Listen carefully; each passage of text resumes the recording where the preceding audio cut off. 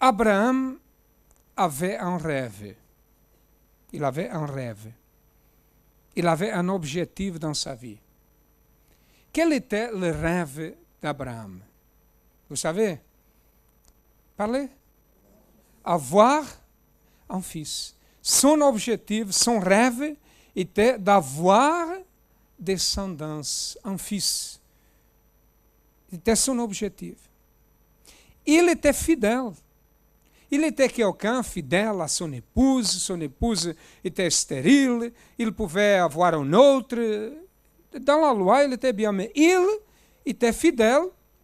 Il avait un objectif d'avoir une descendance, un fils de Sarah. Non d'une autre femme, mais un fils né de la maison, né de son mariage. C'était son rêve. Il avait un rêve. Et un jour, Dieu, quand il a apparu pour Abraham, qu'est-ce que Dieu a dit? Abraham, je suis là pour t'annoncer que tu vas réaliser ton rêve. C'est ça que Dieu a dit pour lui. Tu vas réaliser ton rêve. Tu auras un enfant, toi et Sarah. C'est ça que Dieu, quand Dieu a apparu la première fois, c'est ça que Dieu a dit? Oui ou non? Non. Qu'est-ce que Dieu a dit? Je ferai de toi un bon père. Qu'est-ce qu'il a dit? Je ferai de toi une grande nation. Alors, l'objectif d'Abraham était avoir un enfant. Et l'objectif de Dieu, le rêve de Dieu, était quoi? Avoir un peuple, une nation qui l'appartenait, gagner des âmes. Le rêve d'Abraham, qui était un rêve d'avoir un fils, c'était un rêve pour lui-même, pour lui. Et un jour, Dieu l'a promis que tu seras père, non d'un fils, mais père d'une grande nation. Une grande nation. Ceux qui te béniront seront bénis, ceux qui te maudiront seront maudits. Où tu seras, je serai avec toi. Enfin, Dieu a fait beaucoup de promesses. Dieu a présenté son rêve. Il savait qu'Abraham avait son propre rêve. Un jour, Dieu a donné à Abraham la réalisation de son rêve. Dieu l'a donné le fils qu'il voulait. Dieu l'a donné. Pourquoi Dieu l'a donné? Parce qu'il était impossible. Ce n'était pas Dieu, il était impossible qu'il était père ou que Sarah était mère. Et Dieu l'a donné la réalisation, Dieu a réalisé son rêve d'avoir un enfant, son objectif. Mais un jour, quand il avait déjà son rêve, et son rêve avait déjà quelques années, il regardait son fils qui grandissait, il était fier de son fils, son fils était tout pour lui. Ce jour-là, un jour, Dieu l'a dit, Abraham, donne-moi ton rêve. Donne-moi ton fils. Sacrifie ton fils pour moi. Qu'est-ce que vous imaginez? Le rêve d'Abraham était en train de disparaître. Mais pourquoi Dieu a fait ça? Pour lui donner une vision. La vision de qui n'était pas le rêve d'Abraham, mais le rêve de Dieu. Pour le montrer que Dieu a donné la réalisation de son rêve, son fils, pour que le rêve de Dieu était réalisé. Vous comprenez? Et quand il a vu qu'il il allait perdre son fils, il avait le droit de choisir. Ou il choisissait son rêve, le rêve de faire les choses à sa manière. Non, tu m'as promis, tu m'as donné un fils, et maintenant tu vas me retirer. Seigneur, je te demande, s'il vous plaît, Seigneur, pardonnez-moi, mais laisse mon fils comme ça. Et certainement, Dieu allait dire oui. Dieu allait dire oui. Mais était son rêve qui était en train d'être réalisé. Il était en train de ne pas respecter ou aimer le rêve le rêve de Dieu. Amen. Qu'est-ce qu'Abraham a fait? Abraham a ouvert main, il a rejeté, ou il a laissé son rêve en faveur du rêve de Dieu. Il a dit non Seigneur, soit faite ta volonté. Mais voici, si tu m'as donné et tu me retires, tu sais bien ce que tu fais. Il a accepté faire le rêve de Dieu en lieu de réaliser son propre rêve. Ça, c'est le secret.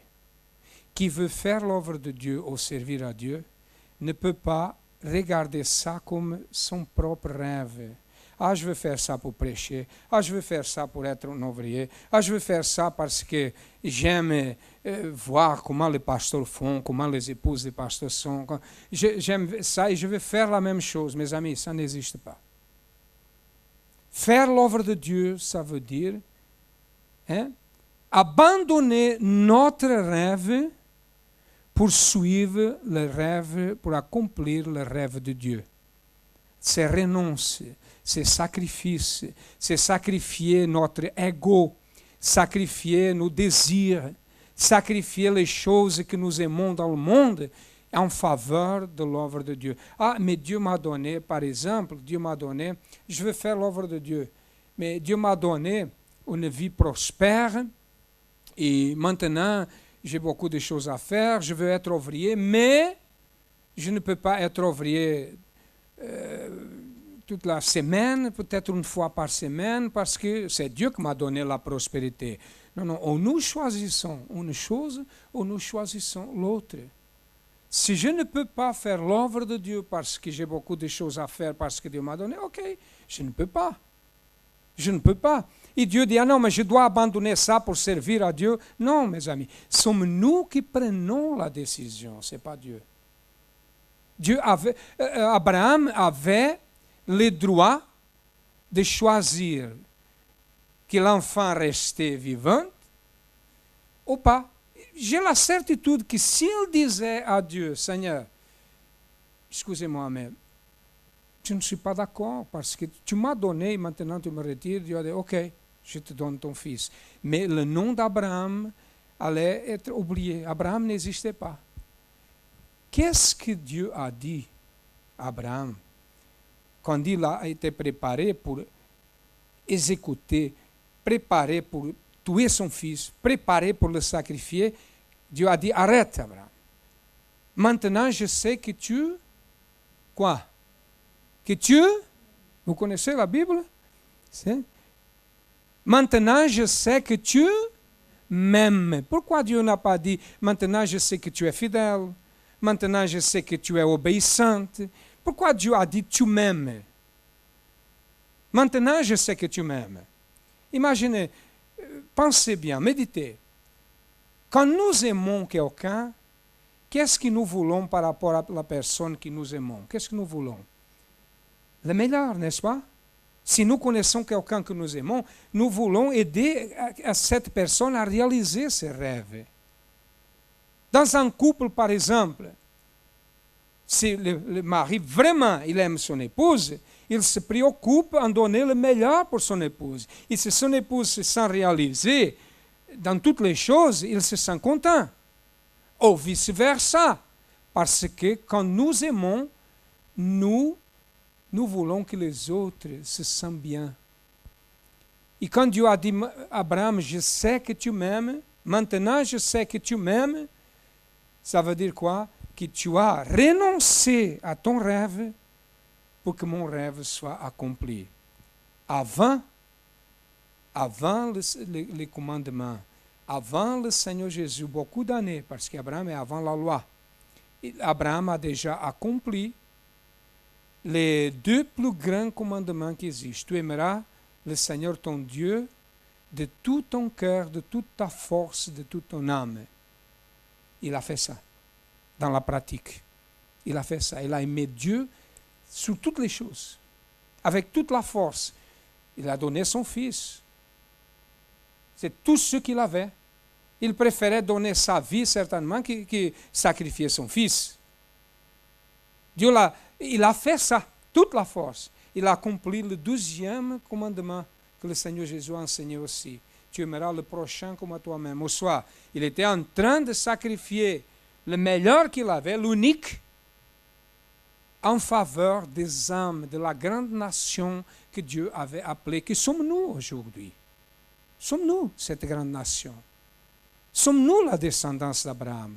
Sommes-nous descendance par la foi? Il a déjà renoncé à son rêve pour que le rêve de Dieu était réalisé.